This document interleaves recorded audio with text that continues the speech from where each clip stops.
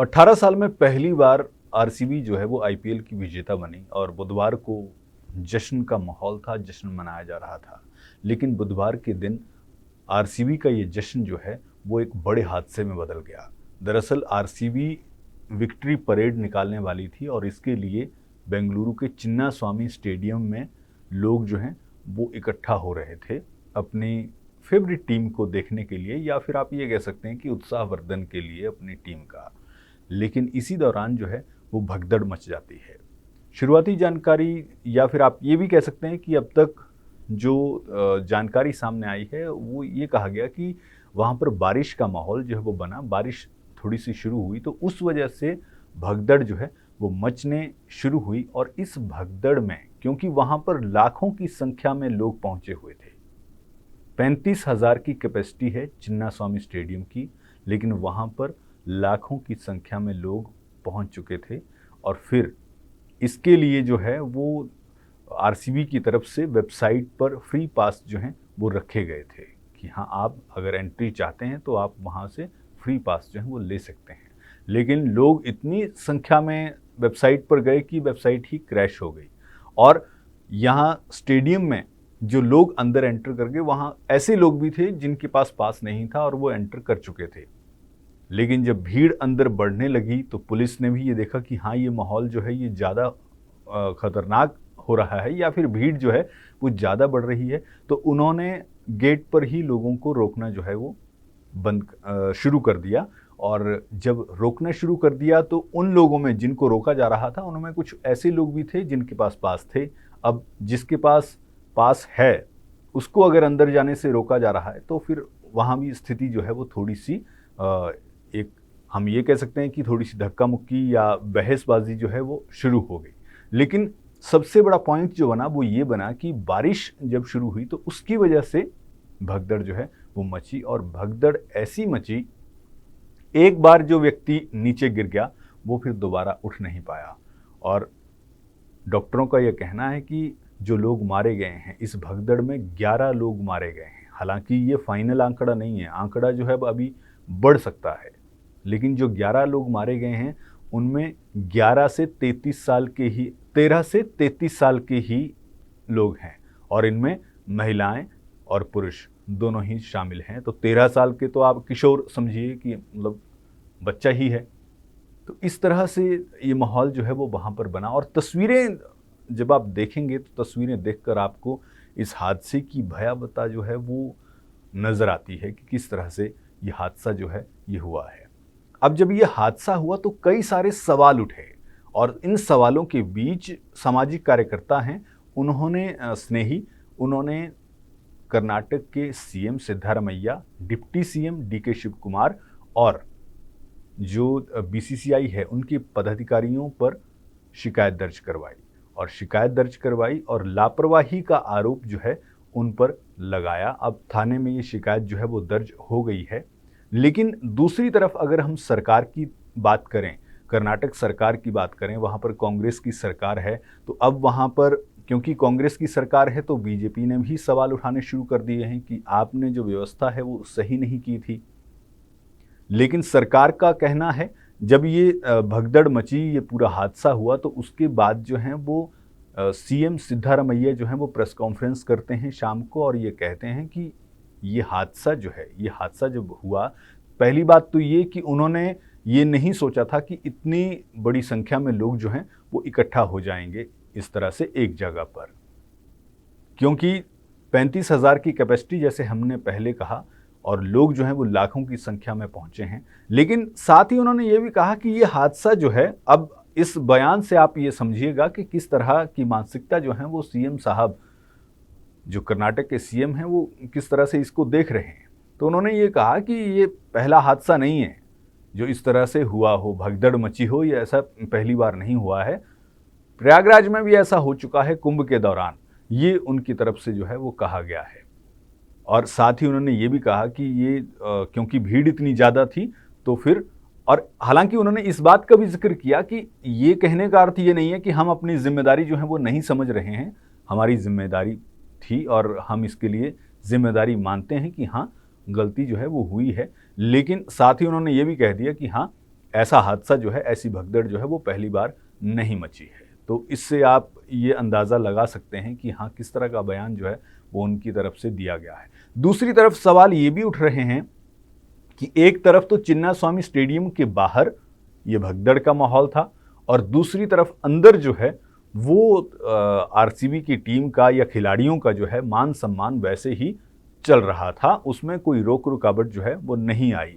यानी किसी ने ये जानने की या ये काम करने की कोशिश नहीं की कि अगर देखिए बाहर जो है इस तरह का माहौल है, भगदड़ मची हुई है, लोग मर रहे हैं और अंदर हम इस तरह का कार्यक्रम कर रहे हैं, तो क्यों ना इसको रोक ही दिया जाए और बाहर स्थिति का जायज़ा जो है वो लिया जाए।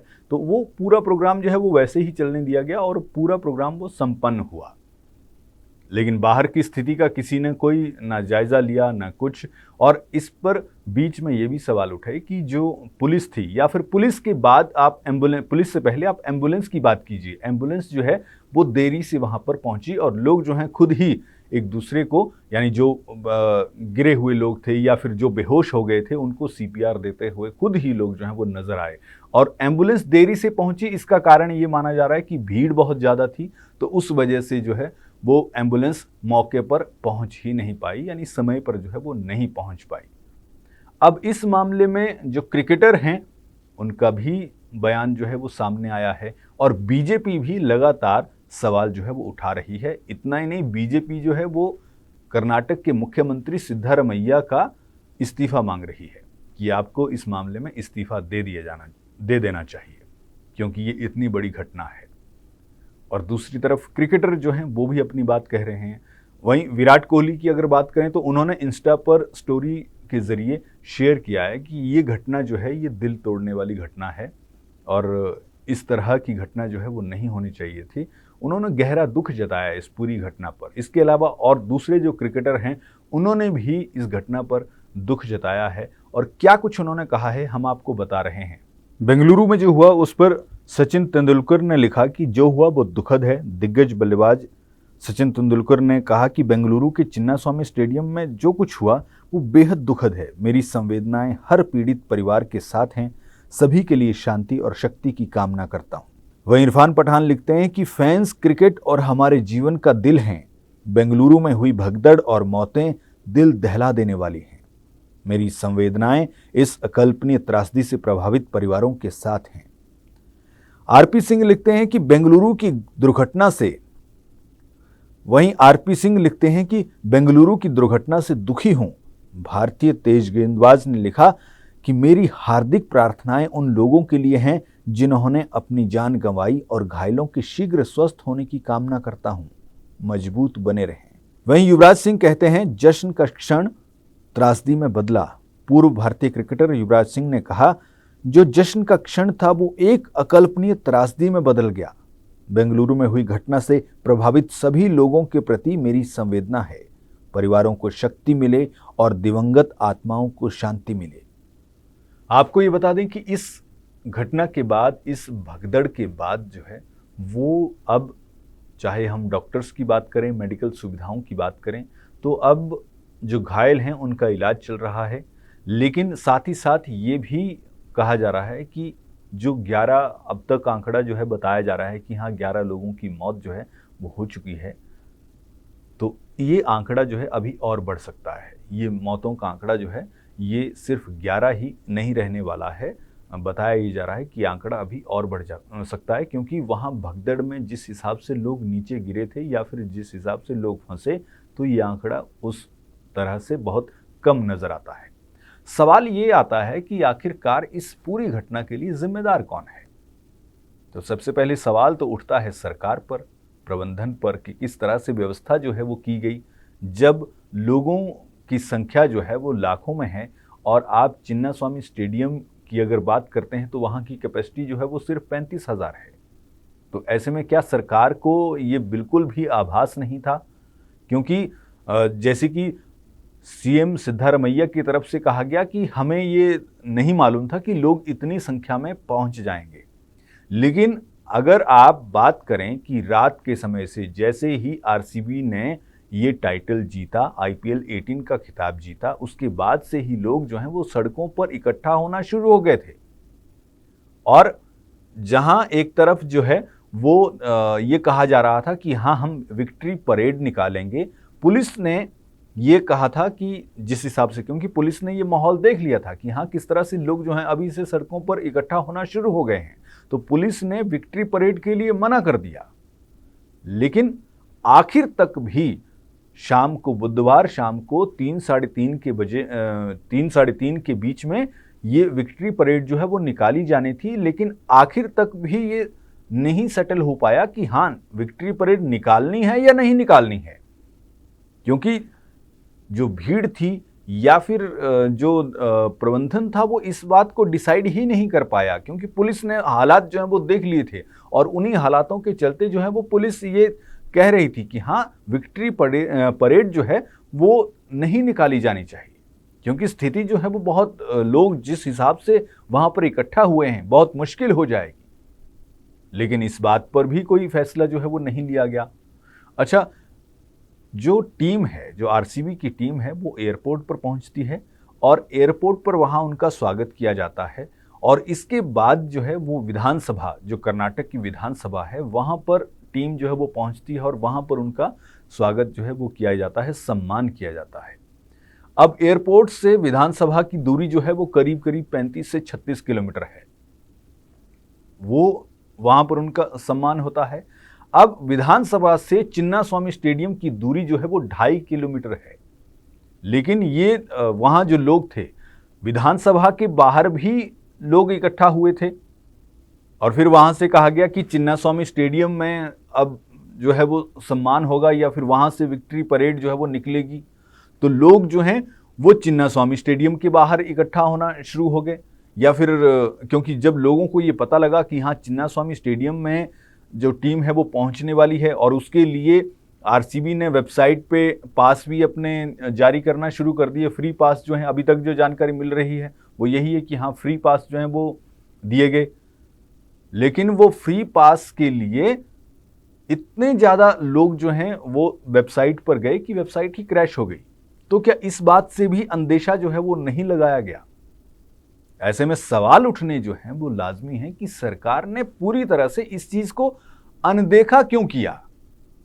और सरकार, ये बात सही है कि हाँ आरसीबी ने ये टाइटल जो है वो इतने सालों बाद जीता है, इसमें कोई वो नहीं है, और ये अच्छी बात है कि हाँ आरसीबी के फैंस जो हैं वो भी ठीक है कि हाँ अपनी टीम को जीतता हुआ देखना चाहते थे और जीत गए तो फिर उनके मन में खुशी थी।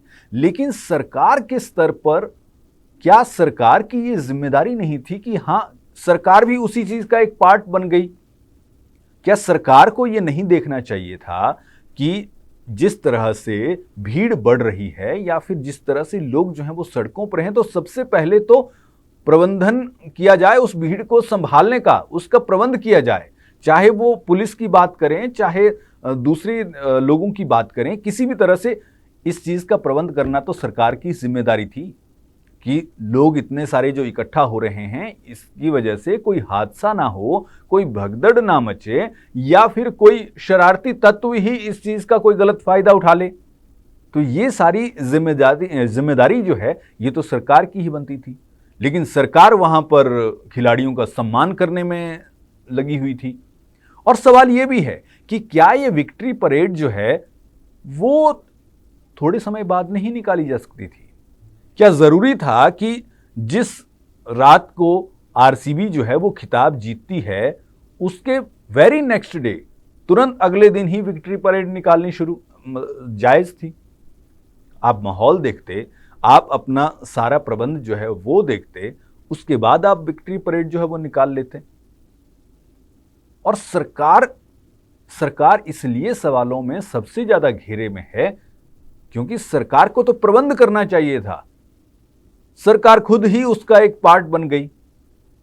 तो ऐसे में सवाल जो है वो सरकार से जरूर पूछे जाएंगे और ये पूछा जाएगा कि आखिरकार आपने प्रबंध क्यों नहीं किया। अब इस बीच में एक जो खबर है या एक बात जो है वो निकल कर ये भी आ रही है कि पुलिस की जब हम बात करते हैं तो पुलिस पिछले 36 घंटे से लगातार ड्यूटी कर रही थी, ये बात जो है वो निकल भी सामने आई है। हालांकि अब ये बात कितनी सच है इसका अभी तक कोई क्लियर नहीं है, लेकिन ये बीच में से आया है, खबर निकल कर आई है कि हाँ, पुलिस जो है वो लगातार 36 घंटे से ड्यूटी कर रही थी। तो ऐसे में सवाल ये भी है कि हाँ, फिर 36 घंटे से जो पुलिस जो है वो ड्यूटी पर थी, तो फिर वो एक, क्योंकि इतनी देर से अगर आप ड्यूटी कर रहे हैं तो थकावट या उतना एक्टिव जो है वो व्यक्ति जो है नहीं रह पाता है। तो ऐसे में सबसे बड़ा सवाल जो है वो सरकार से ही है। और एक सुझाव आप कह लें या फिर एक बात जो आम लोगों से, आम जनता से हम कहना चाहते हैं, वो ये है कि आप खुश हैं, बहुत अच्छी बात है। आपकी टीम जीती है, आप अपनी टीम को सपोर्ट करते हैं, वो भी बहुत अच्छी बात है। लेकिन क्या आपको ये समझना नहीं चाहिए कि सबसे पहले आपकी जान की जिम्मेदारी जो है वो आपकी ही है? आप क्यों अपनी जान को जोखिम में इस तरह से डाल रहे हैं? जब आपको ये लग रहा है कि हाँ, वहां पर इतनी संख्या में लोग जो हैं वो इकट्ठा हो रहे हैं या हो चुके हैं, फिर भी वहां पर भीड़ जो है वो बढ़ रही है और छोटे छोटे बच्चों को लेकर जो है लोग पहुंच रहे हैं, तो आप खुद ही अपनी जान को जोखिम में क्यों डाल रहे हैं? सवाल यह भी है। आपको कम से कम आपको इतना तो समझना चाहिए कि हम खुद ही अपनी जान को जोखिम में क्यों डालें। तो ये बातें जो हैं आपको भी गौर करने की जरूरत है। और ऐसे हादसे जो हैं ये पहली बार नहीं हुए हैं, लेकिन सवाल यही है, चाहे सरकार हो चाहे आम जनता हो, हम सबक जो है वो नहीं लेते हैं। और ये सबक पता नहीं हम कब लेंगे, क्या पता हम किसी और बड़े हादसे का इंतज़ार कर रहे हों, तब जाकर जो है ये सबक हम सीखेंगे कि हाँ, इस तरह का माहौल जब हो तो उससे दूर रहने में ही भलाई है। हम उम्मीद करते हैं कि कम से कम इस हादसे से तो आप ज़रूर सबक लें, सरकार भी सबक ले, सरकार भी ये समझे कि आप अपनी तैयारी जो है ऐसे आयोजनों से पहले ही अपनी तैयारी रखें और जनता को भी एक साफ और स्पष्ट मैसेज देने की कोशिश करें कि हाँ, बहुत ज़्यादा भीड़ जो है वो ना बढ़ाएं। और अगर भीड़ बढ़ भी रही है तो सरकार अपनी तैयारी जो है वो रखे।